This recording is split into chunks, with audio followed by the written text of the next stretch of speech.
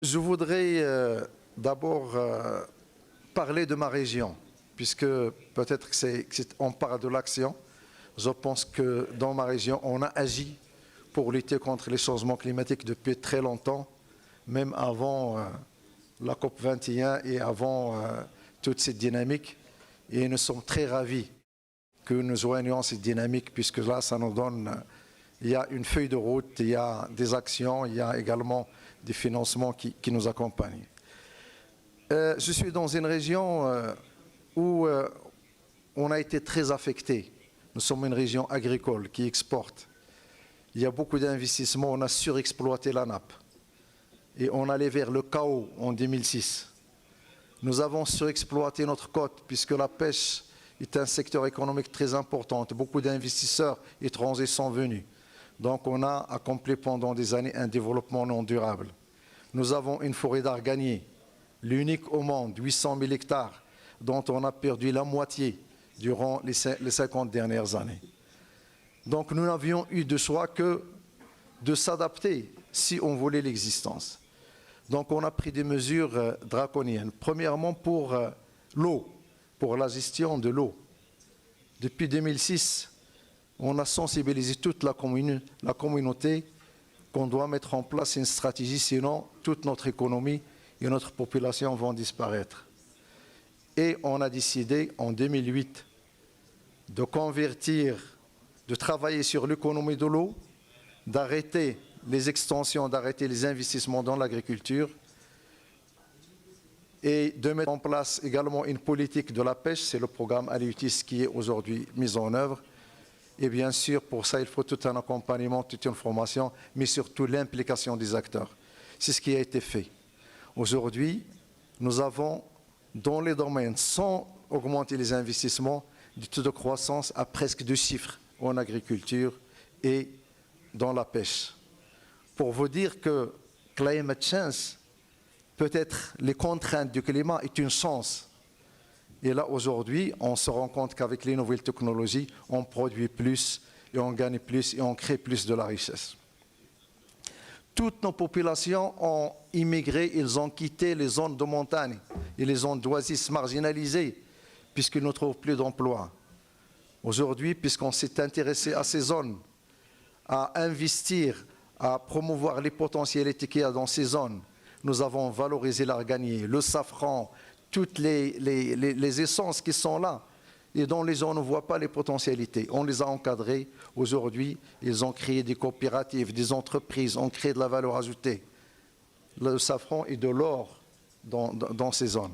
Donc on a créé les richesses. Aujourd'hui, les femmes rurales qui ne faisaient rien, qui ne savaient pas comment valoriser leurs produits, vont dans des salons à Dubaï, dans des salons de Berlin.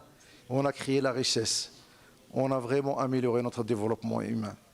Ça, c'est à cause de ces contraintes climatiques. Voilà encore une chance. C'est ça le climate change.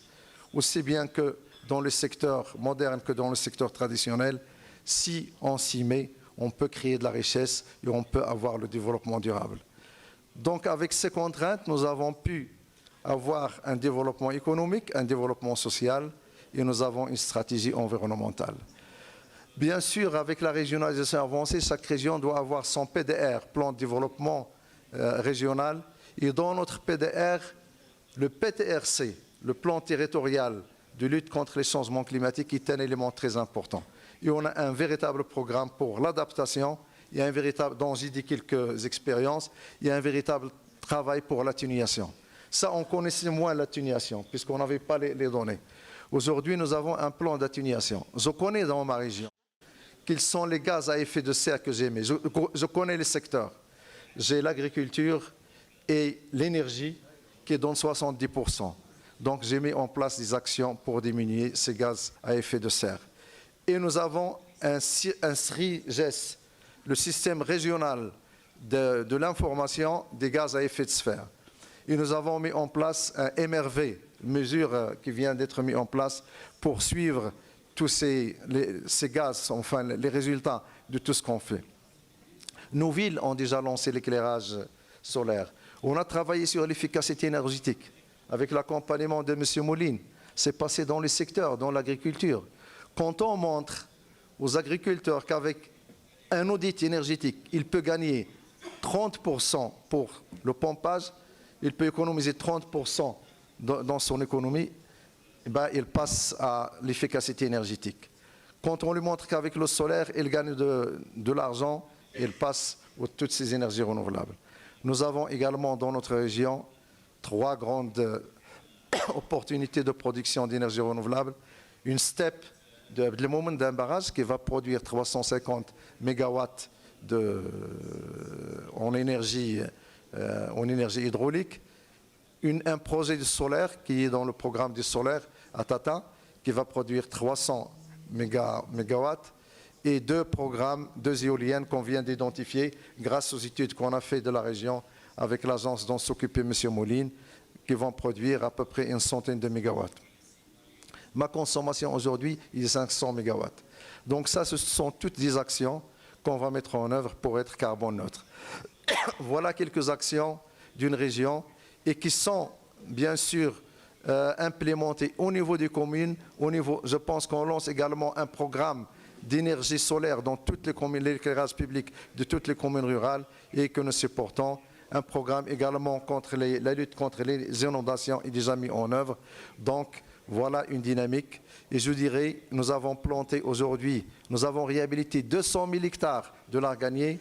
Nous avons un fonds, dans le cadre du fonds vert, de quoi planter 10 000 hectares. Donc nous sommes en train de réhabiliter les écosystèmes, de réhabiliter la nature et de créer vraiment un terrain de développement durable.